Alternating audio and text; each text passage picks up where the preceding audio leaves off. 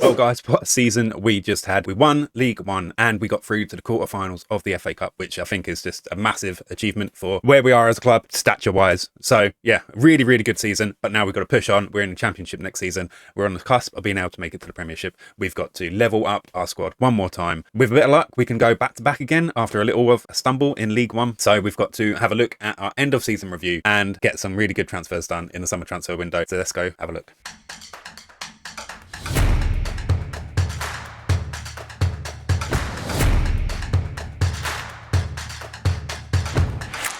Right, and some big news heading into the next season. We have had our youth level increased. It is going to go up to a level 3, and we are getting a new stadium. We've literally just moved back into the Saunders Transport Stadium with its expansion. Now plans are being put into place to build us a brand new stadium. All right, guys, and here we have the end of season review, and I've got my glasses on because I tell you what, playing this game is making me age something chronic. Right, let's get into it. The new arrivals. Okay, so notable ones at the top with good ratings. Gavin Taylor. Didn't play that much, only 3 appearances, but I've got high hopes for Gavin. I think he's going to be a real good player in defensive midfield. Amari Hutchinson as well was just a beautiful signing in the end, getting him for the £2,800 a week. Absolute steal. Lamar Gordon as well, absolutely sensational for us last season.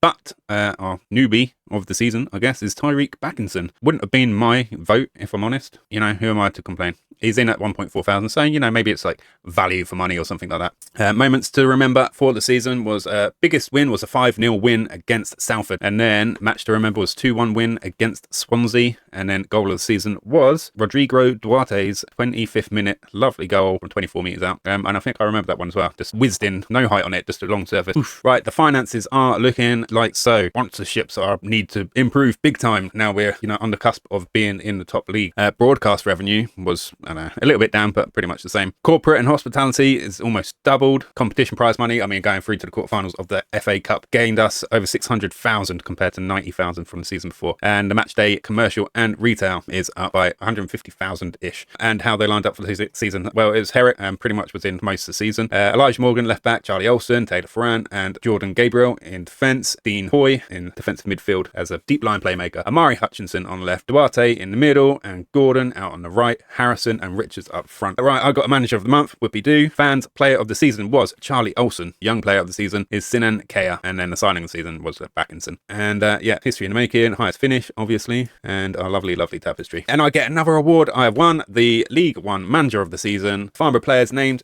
in Players Team of the Year, and Taylor Ferran gets in central defence, Lamar Gordon on the right wing, and Armani Richards up front. And in some other kind of transfer kind of news as well, our technical director, Lee Colson, is really kicking into action in between seasons. He's starting to really bring in some quality staffing additions as well. We have had an increase in our allocations.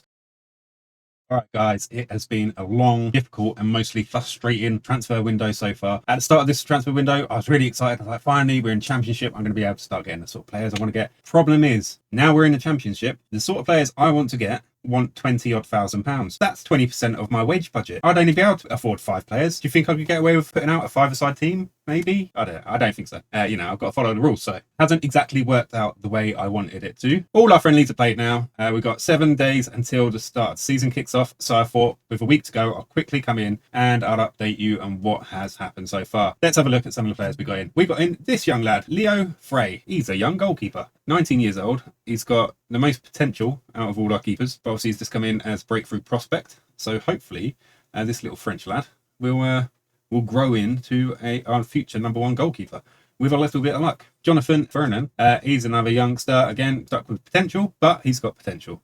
18 years old, Irish, capped at under 19, and I mean, he's good at dribbling. That's about his, you know, that's his wheelhouse. He's a good dribbler, so we'll see how he develops anyway. You can tell I'm really excited about what we've done. A little bit more excited about this next one. Daniel Lewis, little Welsh 19-year-old, potential wonder striker, potentially. Got 3 full caps at 19 years old. And yeah, as you can see, he's good at finishing. You know, great finishing, great composure, pretty good off the ball, good technique. Yeah, I think he could develop over the next few years into our #1 striker as well. Will he be Premiership quality for us? That still remains to be seen, but I think he's got bags of potential, and considering he's already capped at full international level, albeit for Wales. So, you know, take that with a pinch of salt. Yeah, he looks pretty good. Next up is Harry Mills, and he is a 23-year-old fully capped Cypriot.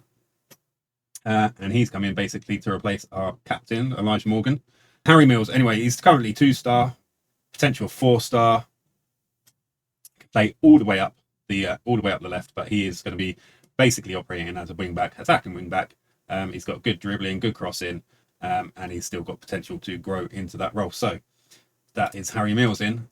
Next up, we actually paid some money for a player, £235,000, potentially up to £325,000 for Henry Fieldson from Leyton Orient, and he is now our best central defender.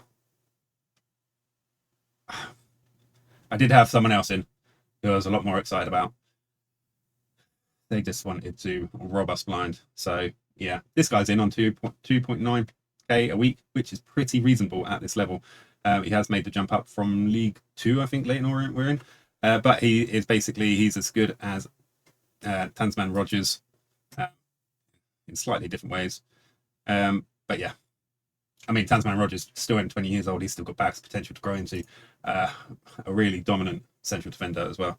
So yeah, things are looking good. This guy could still improve a little bit at 24.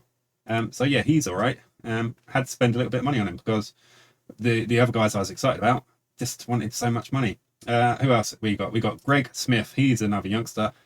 Potential, basically, future right back. I mean, he's got potential there. Potential. I'm not too infused that he wasn't the quickest in the world, but he's got good defensive abilities off the ball and a reasonable crossing. He's not going to be any good at dribbling, I don't think. But you know, maybe he'll become something. Maybe he could just get some money in the future. We have other players in the pipeline as well. I want to show you a player that I'm so excited about getting.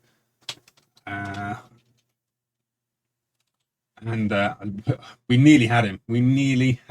Xavi Espart, who chose to go to Wrexham over us. Pretty much had the same kind of contract on offer.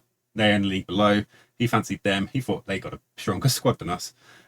So he went and played in the league below, still being cursed by, you know, the teams below us getting the players that we want. But 22 years old, still with potential in the bag. I thought he looked really smart to come in and be our number one sort of central midfielder. Sorry, more as a central midfielder rather than a defensive midfielder, though he can play there. He can even play at right back if you want him to. So he would have been quite versatile. But yeah, I was so excited for that. All right, guys. Right, the start of the season is upon us, and it is time for our first match of the season against Sheffield United. And for context, they were relegated from Premiership last season. So essentially, you know, they're going to have Premiership level players in their squad. I had a quick sneak peek at them. They sold £50 million worth of players, but they brought in £60 million worth of players. So they've sold and they've reinforced, probably looking to get promoted straight away again. So yeah, this is going to be it's going to be a hard opener for the season. A couple of additions that came in at the end of last season before we ticked over into this season, and we've got this young guy here, Uchina, and he can play over a few different areas really. Left back, central defense, defensive midfield, right wing apparently. But he looked really versatile and he looked like he had good potential. So I snapped him up on being released from Man United, and I thought we'd see what he can develop into. I don't really know what he will be, but he could be something. Here is a player that I'm most excited about. Well, from these two anyway. And that is Maximiliano Di Pietro, a young 19-year-old Argentinian striker who, he looks pretty good already and has bags of potential. And yeah, has bags of potential. Can't get a work permit, can't apply for his work permit until when it was really. Sometime in August, I think I could apply for his work permit. He looks really good in my book, and imagine him playing up front alongside Daniel Lewis. I mean, quite similar players in a way, but they both look quite lethal.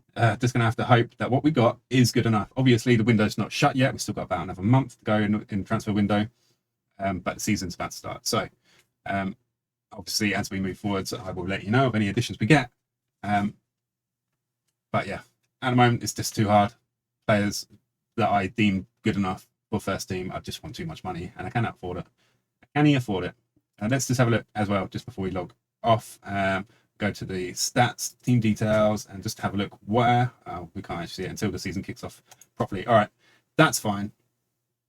We'll have a look next episode maybe if I remember.